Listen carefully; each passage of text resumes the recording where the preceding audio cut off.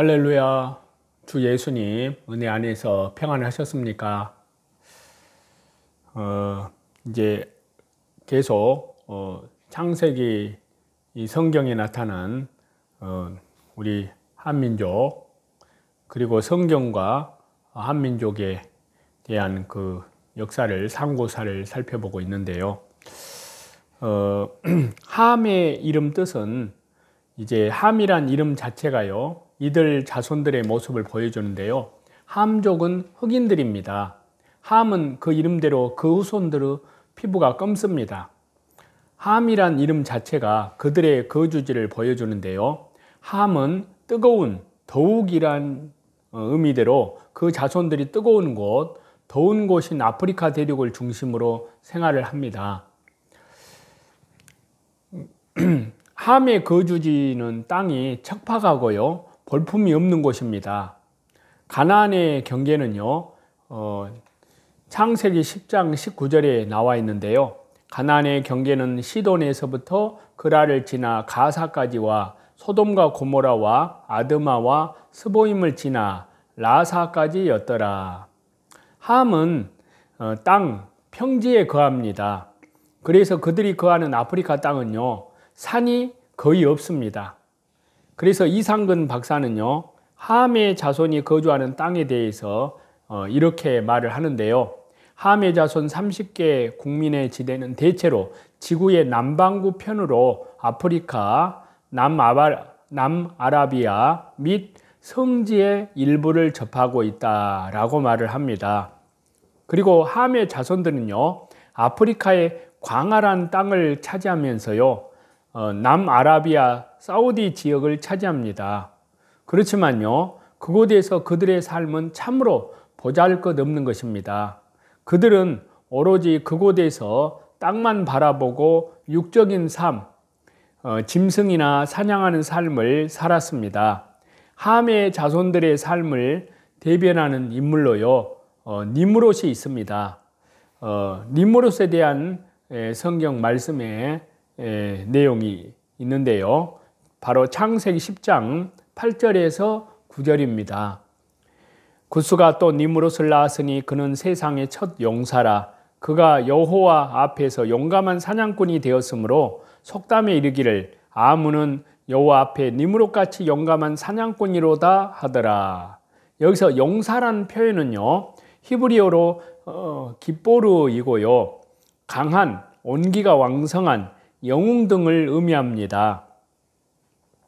자, 사냥꾼이란 말은 말 그대로 사냥꾼을 지칭하는데요. 이는 니므롯으로 대변되는 함의 자손들이 육적인 힘을 의지하는 삶, 짐승이나 사냥하여 잡아먹는 삶을 살았다는 것입니다.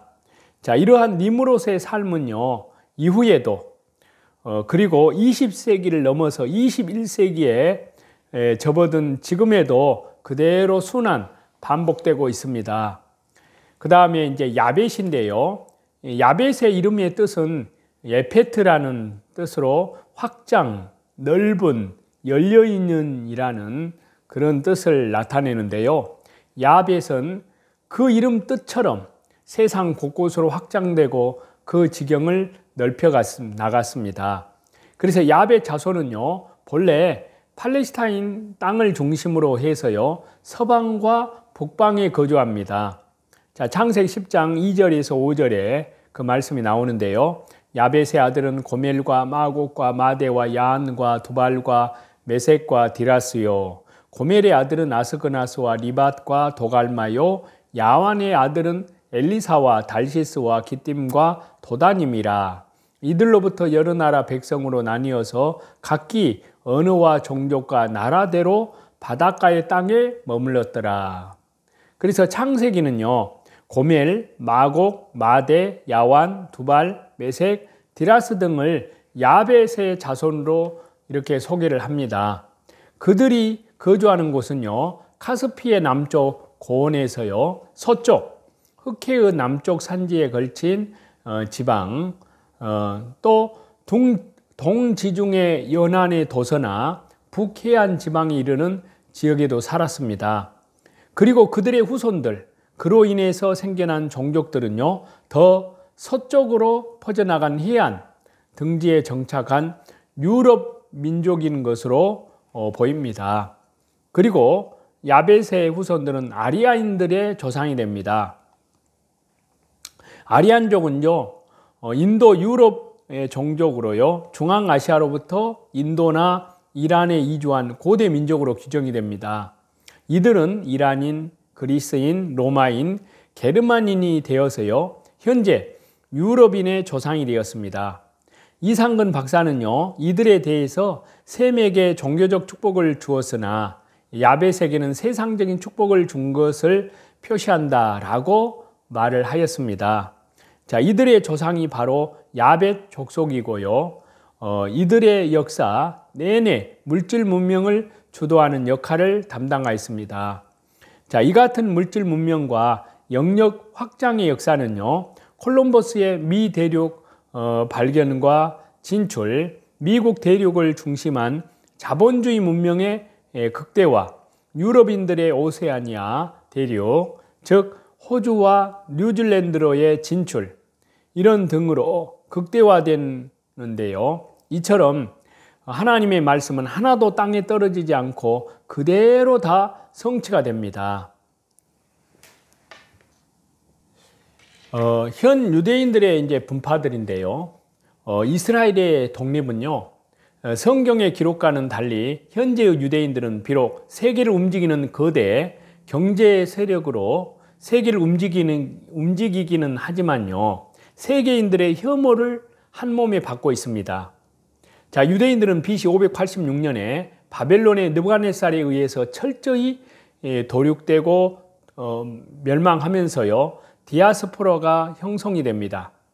본토에 남겨진 유대인과 전 세계로 떠돌아다니는 유대인들이 여기서부터 나눠지기 시작합니다. 이후 유대인들은요, 페르시아, 헬라, 로마 등에 의해서 굴욕적인 식민지 생활을 계속하면서요, 마카비 혁명에 의한 잠시의 해방 기간이 주어지지만요, 이 또한 얼마 가지 못하고 로마의 지배를 받으면서요, 나라다운 나라를 만들지 못하고 떠돌이 생활을 하게 됩니다. 유대인의 이 근간을 이루는 이 12지파는요, 중간시대와 예수님 승천 후에 어느 정도 그 명맥은 유지되었지만요, 아직 이마저도 AD 3세기가 지나면서 희미해지기 시작했고요, 현재의 유대인들에게 있어서 지파를 찾기란 거의 불가능합니다. 자, 이렇게 유대인들의 지파는요, 거의 사라지면서 나라마저 얻지 못하고 전 세계에 흩어져 살아가는 집시, 즉 떠돌이 민족이 되었습니다. 그러다 보니까 유대인들은 전 세계 도처에 흩어져 살게 되었고요, 그들만의 공동체를 꾸려 살았지만요, 결국 여러 민족들과 혼합되는 결과를 초래하면서 정통 유대인들은 서서히 사라졌습니다. 흩어진 유대인들의 새로운 각성이 일어나면서요, 1892년 유대계 영국 기자인 데오도르 헤즐에 의해서 시온주의 운동이 일어나고요, 이에 고무된 유대인들은 자신의 나라로 돌아가고자 하는 민족적인 귀한 운동의 불씨를 지피게 되면서요, 급기야 1917년 11월 2일 날 당시의 외무장관이었던 아서 발포가 이끄는 영국 예무성이 당시 유대인을 대표하는 월터 로스차일드에게 몇 가지 편지를 공식으로 보냅니다. 이는 타자로 작성이 되는데요, 아서 발포 서명이 있습니다. 자, 거기에 내용을 보면요, 정부는 팔레스타인의 유대인을 위한 조국을 수립하는 것에 대해 호의를 가지고 살펴보기로 했다. 그리고 이러한 목표를 달성하기 위해서 최선의 노력을 다할 것이다. 이로 인해 팔레스타인에 거주하는 비유대인의 정치적 권리와 종교적 권리 또는 다른 모든 나라에서 유대인이 누리는 권리와 정치적 상황이 절대로 침해될 수 없다는 것을 확실히 납득한다 라고 발포서는 내용입니다. 자, 발포선언은요 2년 뒤에 파리 평화협정에서도 재확인이 되었는데요.